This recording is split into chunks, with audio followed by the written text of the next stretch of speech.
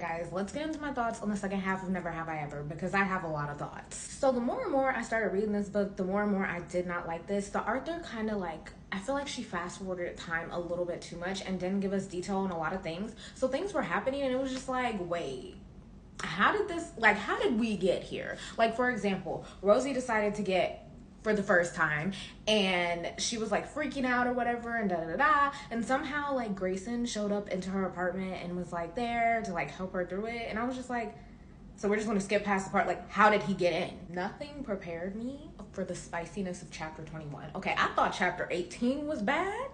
Chapter 21 came around and said, haha, let me show you something, y'all.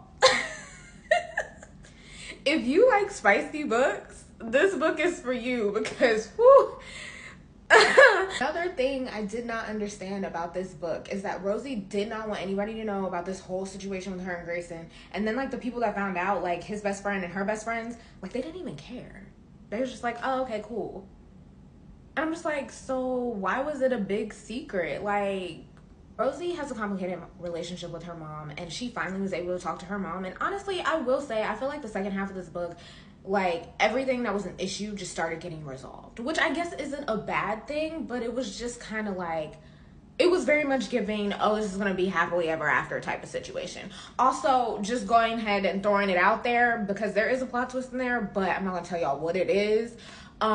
Grayson definitely is rich. Like, his family is rich, like just like freaking Rosie's. They're literally two of the same people. He just likes to hide his, and he's just like letting people say what they want, but in reality he's not even that much of a bad boy. His aesthetic is bad boy type, but really he's a rich boy. I don't know if that makes sense. You would just have to read it to understand what I'm saying, but that's that. You know, Rosie ended up catching feelings for this man, which I have thoughts on this. And I don't know if anybody's read this book. Please comment down below if you felt the same way. I just feel like I don't understand how she caught feelings.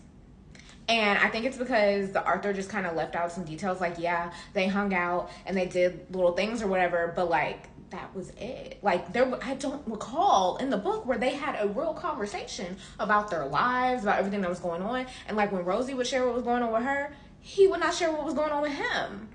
So I don't know. I feel like it went over my head as to how she ended up falling in love with this man. And he's just like, well, I don't believe in love, so I can't love you, blah, blah, blah, blah. In the end, though, I think the book is a good read for somebody who's just looking for something quick and simple to read, because it was good. And it also has good spice, okay? So if you want a spicy book that's nice, quick, and simple, I recommend this for you.